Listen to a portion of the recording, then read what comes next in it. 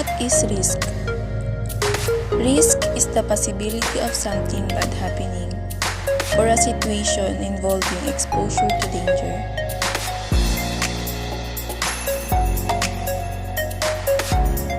Hazard is something that has the potential to harm you, while risk is the likelihood of a hazard causing harm.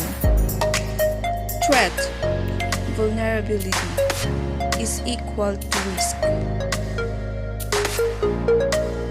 Threat, a new incident with the potential to harm a system. Vulnerability, known weakness that hackers could exploit. While risk is the potential for damage when a threat exploits a vulnerability. Impacts and risks. Impacts are often defined as the consequences or effects of a risk event on the project objectives. These impacts can be both beneficial or harmful to the objectives. Risk management is the process of identifying, assessing, and controlling threats to an organization's capital and earnings.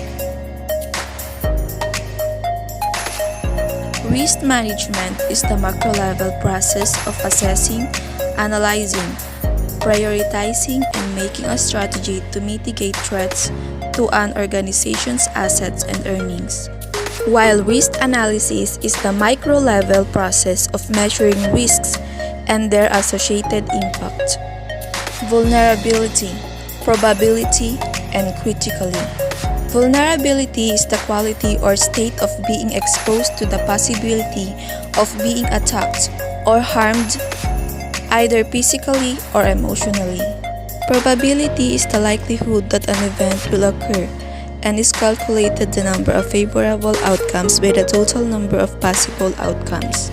Critically.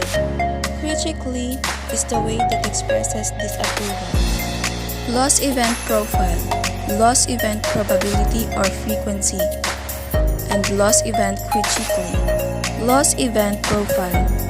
This analysis all the pure risk events which are likely to happen. The analysis looks at all factors which could produce an incident, utilizes statistics and previous experience, and eventually determines the complete range of threats and risks. Loss event probability.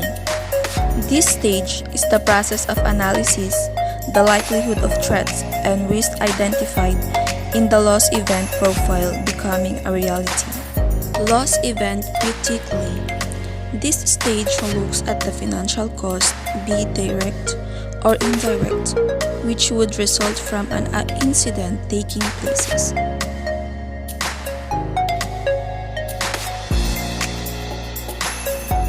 Criticality matrix. It is also referred to as risk matrix, one of the variety of techniques to help prioritize actions.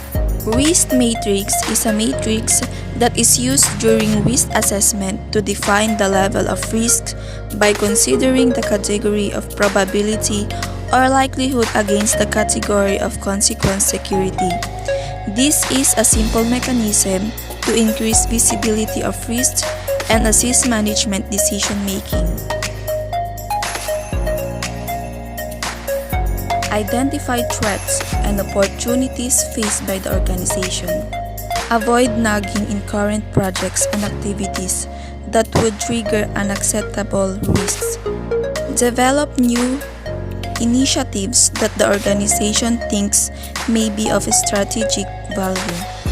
Reduce the likelihood of adverse events posed by the organization's ongoing activities by adapting, changing systems and controls, education and training, or other mitigation steps.